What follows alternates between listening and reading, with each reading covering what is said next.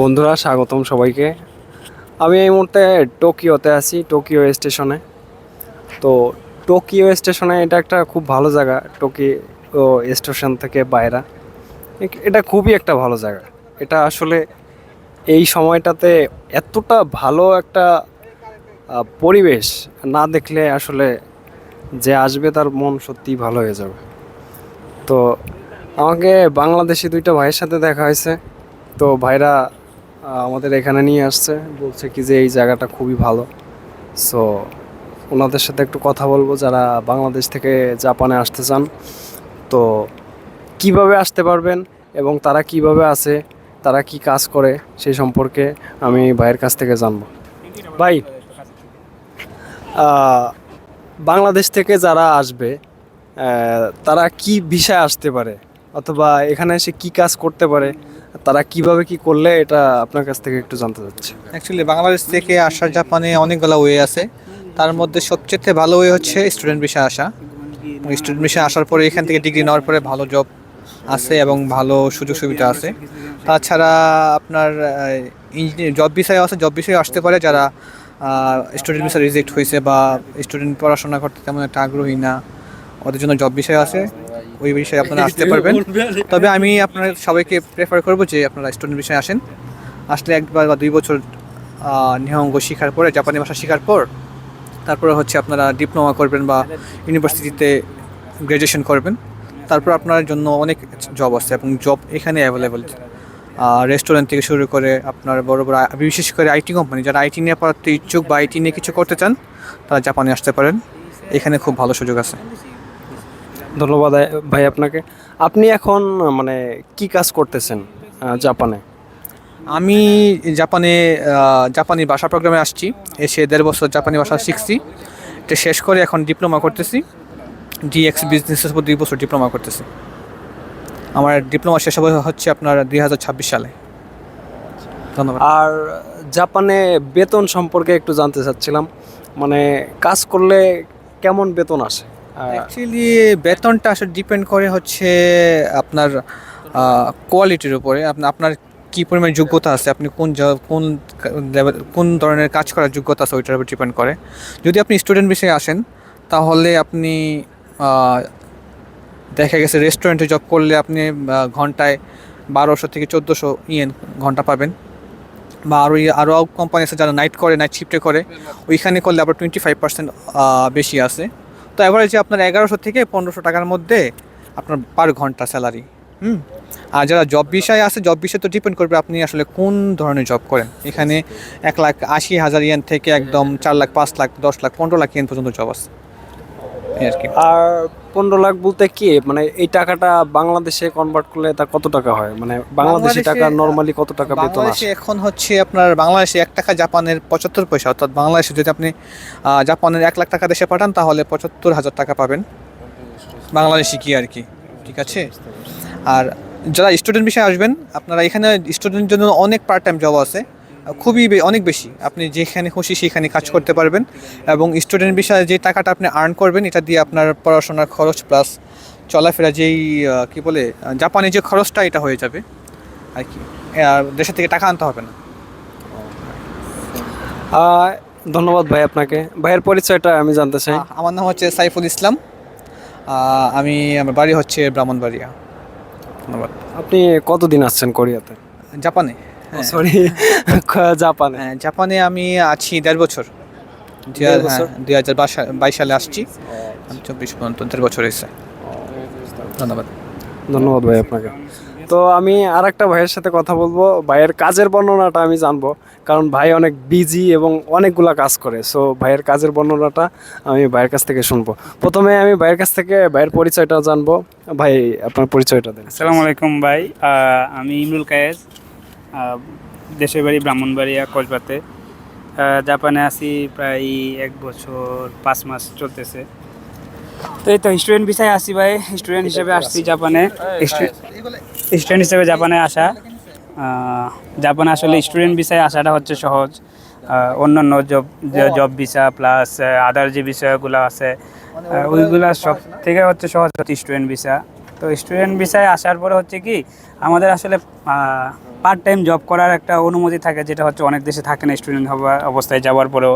But জাপানে হচ্ছে ওই 28 ঘন্টা সপ্তাহে, মাসে হচ্ছে 128 ঘন্টার মতন কাজ, 120 ঘন্টার মতন কাজ করার অনুমতি থাকে। ওইটা হচ্ছে অনুমতি সরকার কর্তৃক দেওয়া।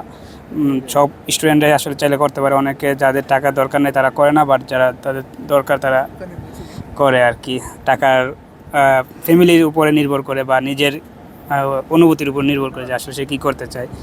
আর বাকি কাজগুলো হচ্ছে কি জাপানে জনসংখ্যার শর্ট, ওদের দেশের তুলনায় জনসংখ্যার শর্ট, ওই কারণে ওদের প্রচুর কাজের সেক্টর খালি পড়ে আছে যেগুলোতে আমরা বিদেশিরা জব করে।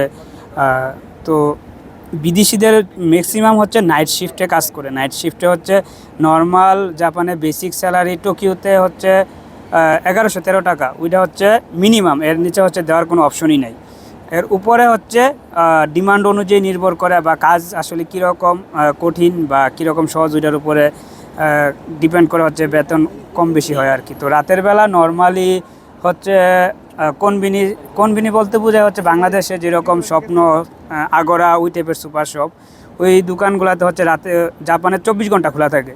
মানে ওরা ওই দোকানগুলো একবার স্টার্ট করার পরে ওদের ধরেন দোকান বন্ধ, মানে একদম শেষ হওয়ার আগ পর্যন্ত, যে আর ব্যবসা করবো না ওই অবস্থা আসার আগ পর্যন্ত ওই দোকান আর বন্ধ হয় না, 24 ঘন্টায় খোলা থাকে, সপ্তাহে 7 দিন। তো ওই দোকানগুলো রাতে কাজ করার জন্য জাপানিরা আসলে রাতের বেলা কাজ করে না, বা জাপানের মানুষ এই সেক্টরগুলোতে কাজ করে না, ওরা অন্য সেক্টরগুলোতে কাজ করে।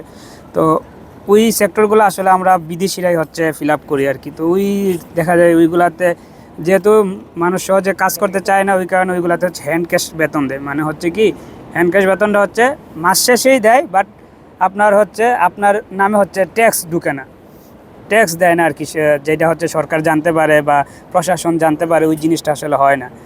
তো ওই সুযোগটা থাকার কারণে যাদের অতিরিক্ত টাকা দরকার বা ইনকাম করতে চায় তারা হচ্ছে রাতের শিফটে কাজ করে। দিনের শিফটে যেটা 28 ঘন্টা, ওইটা হচ্ছে ব্যাংকে পেমেন্ট আসে, ওইটা হচ্ছে সরকার জানতে পারে যে আমি 28 ঘন্টা কাজ করতেছি সপ্তাহে। এর উপরে যেটা আসলে নির্ভর করে যে আমি আসলে কতটুকু টাকা আমার দরকার বা আমি কতটুকু আসলে কাজ করতে পারতেছি, ওইটার উপর নির্ভর করে। কেউ হয়তো 2 রাত কাজ করে, কেউ 3 রাত, কেউ 4 রাত, কেউ হচ্ছে সপ্তাহে 7 দিন 7 দিন হচ্ছে নাইট করে। 7 দিন নাইট করে না, 6 দিন নাইট করে আর কি, একদিন রেস্ট করে। তো ওই হিসাবে কাজ করলে 28 ঘন্টায় জাপানের যে অনুমতি যেটা আছে ওইটাতে কাজ করলে দেখা যায় যে জাপানি টাকায় 1,70,000 60,000 ইয়েনের মতন আসে। আর যদি ওই এক্সট্রা যে হ্যান্ড ক্যাশে কাজ করে ওইটাতে কাজ করলে সপ্তাহে যদি 5 দিন কাজ করে দেখা যায় যে ওই রকম 1,50,000-এর মতন আসে। তো সব কিছু মিলে অন অ্যাভারেজ 3 লাখ ইয়েনের মতন নর্মালি যদি আপনি পরিশ্রম করেন তাহলে হচ্ছে আসবে, যেটা বাংলাদেশি টাকায় প্রায় 2.5 লাখ টাকার মতন ওইটা ইনকাম করা যায়। এর চেয়ে বেশিও ইনকাম করা যায়, ওইটা হচ্ছে আপনার শরীরের ক্যাপাসিটির উপরে নির্ভর করবে। তো ওই ইনকাম করাটার জন্য আসলে স্টুডেন্ট ভিসায় আসলে হচ্ছে ঘুমানোর সময়টা আসলে থাকে না। সকালে স্কুল থাকে, স্কুল শেষ করে দুপুরের টাইমে ঘুমায়, রাতের বেলা এসে হচ্ছে আবার জব করে, জব শেষ হওয়ার সাথে সাথে আবার হচ্ছে কাজে যায়, স্কুলে যায়, কাজ শেষ করার সাথে সাথে স্কুলে যায়, স্কুল শেষ করার পরে হচ্ছে বাসায় যেয়ে ঘুমায়, পরে নেক্সট দিন আবার সেম রুটিনেই কাজ করে। শনি রবিবার হচ্ছে জাপানে বন্ধ, ওই শনি রবিবার হচ্ছে যারা কাজ করতে চায় না বা কাজ করে না তারা লং টাইম ঘুমাইতে পারে আর কি স্টুডেন্ট অবস্থায়।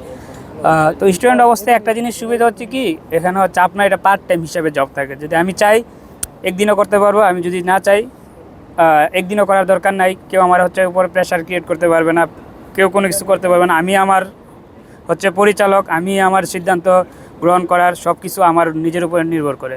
কিন্তু কোম্পানি বিষয়ে যারা আছে তাদের সমস্যাটা হচ্ছে কি ওরা হচ্ছে কোম্পানির রুলস অনুযায়ী চলতে হয়। কোম্পানি থেকে যেই দিন ছুটি ওই দিনই ছুটি কাটাতে পারে, আর কোম্পানির যে টাইম হচ্ছে কাজ করতে হয় ওই টাইমে হচ্ছে কাজ করা লাগে, নিজের আসলে কোনো স্বাধীনতা থাকে না।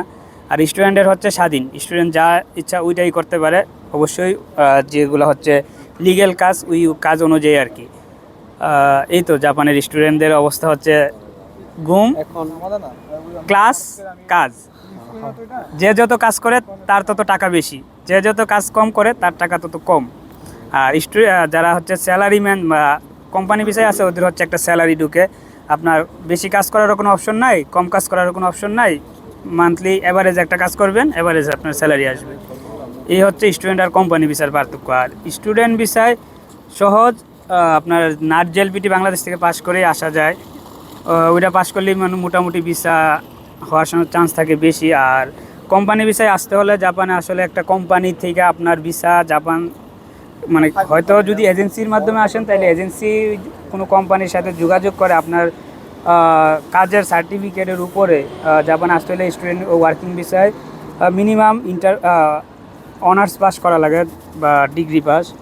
ওই পাস করার পরে আপনার সার্টিফিকেট প্লাস হচ্ছে আপনি যেই বিষয়ে আসতে যে কোম্পানি বিষয়ে আসার যে কোম্পানিতে আসবেন ওই কোম্পানিতে কাজ করা এই টাইপের রিলেটেড কাজ করার অভিজ্ঞতা থাকতে হয় মিনিমাম 4 বছর।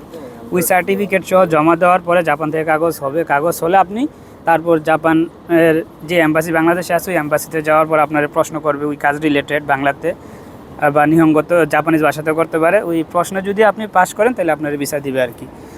এই হচ্ছে জাপানে আসার সহজ রাস্তা। আর এই ভাই আপনার কাছে জানতে চাচ্ছিলাম যে মানে আমি শুনছি যে আপনি অনেকগুলা কাজ করেন, অনেকগুলা চাকরি করেন, সো এটা যদি একটু বলতেন। আসলে ভাই আমার টার্গেট হচ্ছে বিজনেস করা। তো বিজনেস করার জন্য অবশ্যই নিজের পুঁজির একটা বিষয় আছে। তো স্টার্টিং অবস্থায় যদি আমি আমার ওই রকম মূলধন জোগাড় করতে না পারি আসলে ব্যবসা করা সম্ভব না। ওই কারণে আমি আমার অনুমোদিত যে 28 ঘন্টা আছে ওইটার সাথে হচ্ছে এক্সট্রা আরও 2টা কাজ করি। দুইটাই হচ্ছে রাতের, একটা দিনের বেলা একটা রাতের বেলা। তো সপ্তাহে 4 রাত হচ্ছে আমি নাইট করি। ওইটা হচ্ছে ওই যে বাংলাদেশে বললাম যে স্বপ্ন বা আগরার মতন ওই টাইপের সুপার শপ। জাপানে ওইগুলো হচ্ছে লোসন, 7-11, ফ্যামিলি মার্ট নামে পরিচিত। তো ওই দোকানগুলোতে হচ্ছে কাজ করি। তো এইগুলাতে হচ্ছে কাজ সহজ, জাস্ট হচ্ছে রাতের বেলা মাল আসে, নতুন মাল আসে। যেমন বাংলাদেশে যেরকম চিপস আসলো 4-5 কার্টন, ওই কার্টনগুলোতে যে জায়গায় হচ্ছে চিপসগুলো রাখে ওই জায়গাগুলোতে হচ্ছে চিপসগুলো আপনার রাখতে হইব।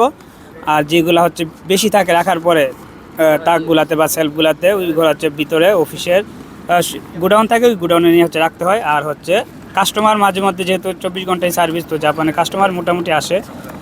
ধরেন রাতের বেলা সারা রাত মিলে 50-60 জন আসে, তো ওদের হচ্ছে সার্ভিস দিতে হয় আর কি, ওদের কাছে সেল করতে হয়। এই কাজ সহজ, বাট নাইট করার কারণে হচ্ছে ঘুমানো যায় না, এটাই হচ্ছে কঠিন আর কি। আর এক রাত না ঘুমালে তো বুঝতেই পারেন, এক রাত না ঘুমালে দেখা যায় যে ওই ঘুমের যেই টায়ার্ডনেস ওইটা কাটানোর জন্য যে জাপানে সবচেয়ে বেশি পরিচিত হচ্ছে মনিস্টার খাওয়ার পর হচ্ছে আপনার ঘুম একদমই আসবে না, চোখে ক্লান্তিও আসবে না, শরীর একটু শক্তি বা ঘুম চলে গেছে ওই টাইপের একটা ফিলিংস আসবে।